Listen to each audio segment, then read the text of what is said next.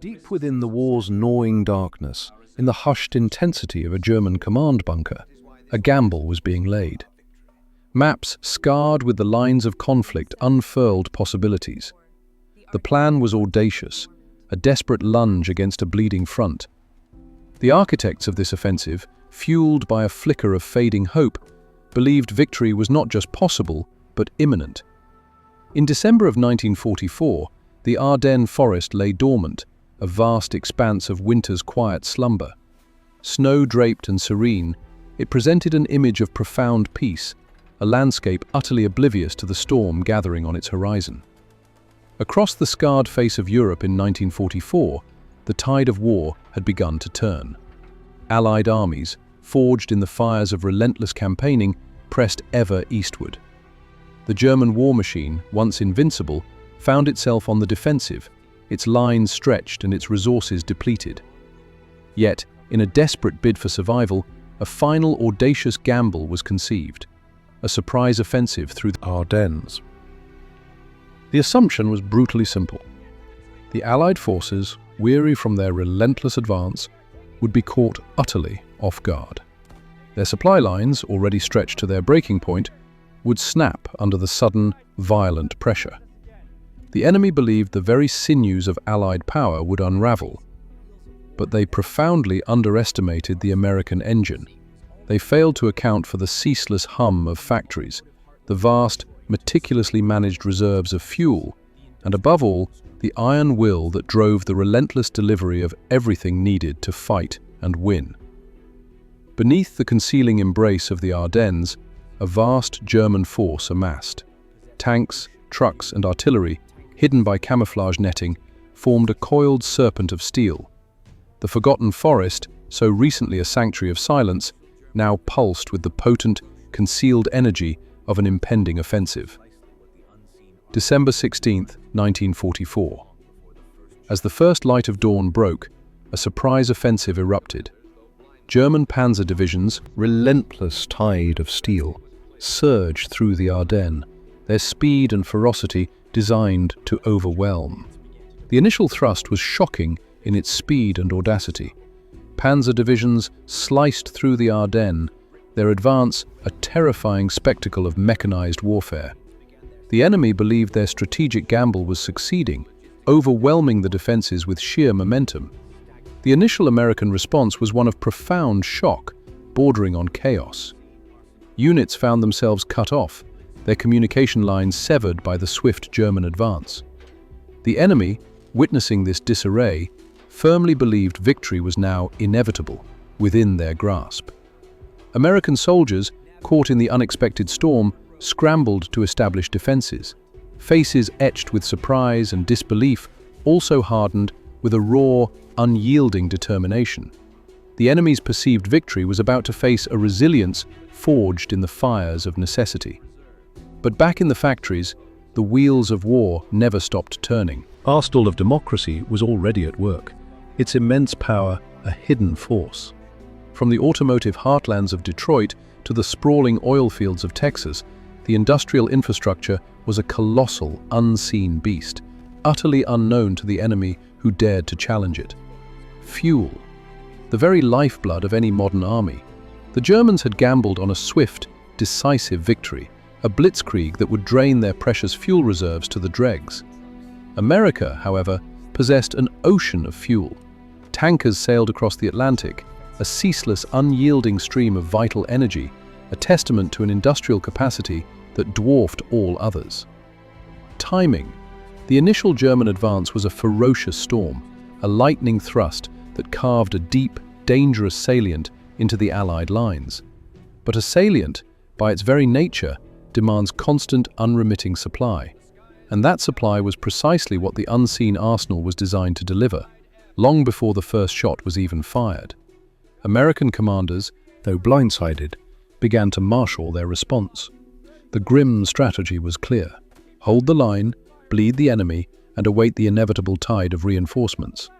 The linchpin of this desperate defense was not merely the arrival of fighting men, but the constant, unyielding delivery of their essential sustenance. The thunderous roar of ammunition, the vital hum of spare parts, and the lifeblood of movement, fuel. The relentless German advance began to demonstrably falter. Their spearheads, once unstoppable, found themselves gasping for fuel. Their formidable tanks, once engines of destruction, ran dry of ammunition, their teeth blunted. Meanwhile, from the damp ports of Britain and the vital railheads of France, American supply trains began their ceaseless journey, a relentless serpent of steel carving through the winter landscape. The sheer volume of this logistical endeavor was, and remains, staggering. Consider for a moment the colossal daily tonnage required to sustain a modern army locked in a desperate struggle for survival. This was the unseen arsenal, the silent killer of blitzkrieg dreams.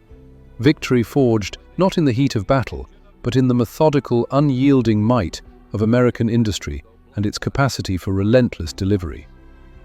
American ingenuity found solutions where none seemed possible. Mobile kitchens to feed a desperate army, field repair depots to keep machinery alive, and a relentless flow of trucks, each a vital artery in a wounded giant. These trucks, navigating treacherous snow-covered roads, became the lifeblood of the front.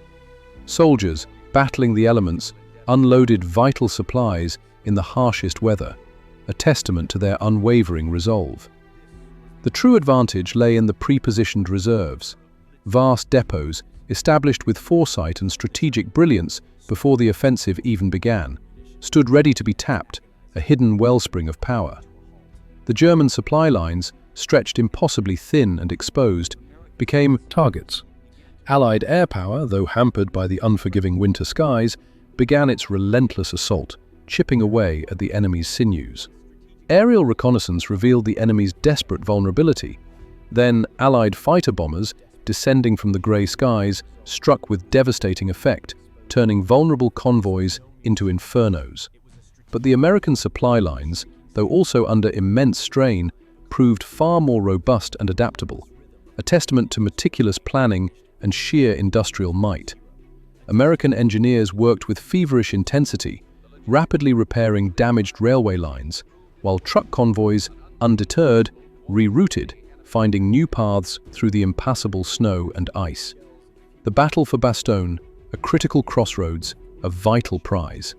Defended by a few, holding firm, awaiting the overwhelming might of American industry to break the siege.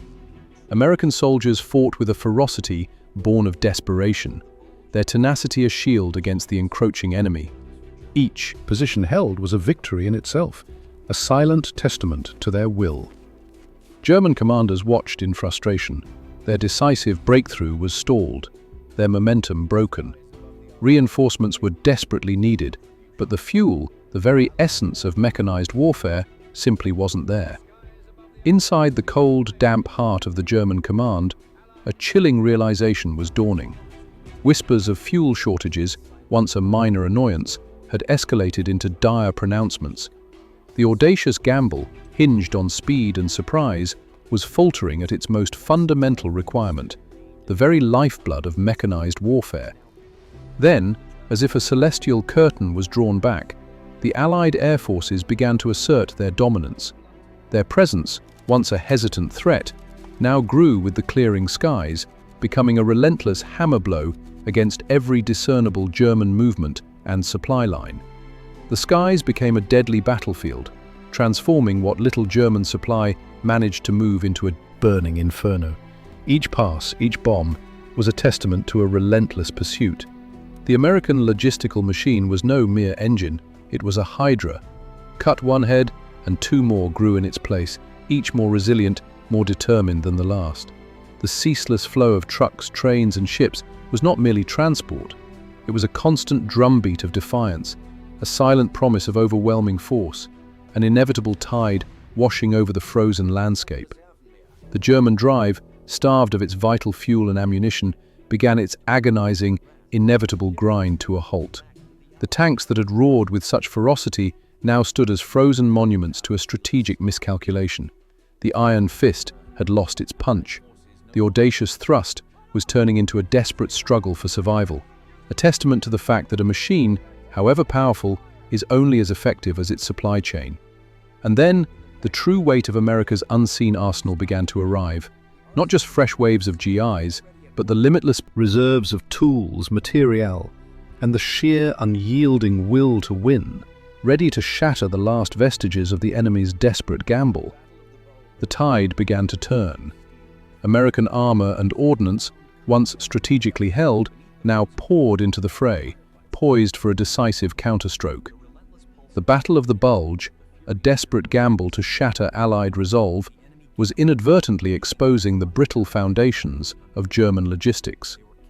The sheer weight of materiel, the unending cascade of shells and fuel, began to press down, an inescapable force crushing the German defense. The once vaunted German soldier, accustomed to swift campaigns, now faced an adversary whose resources appeared not just plentiful, but truly inexhaustible.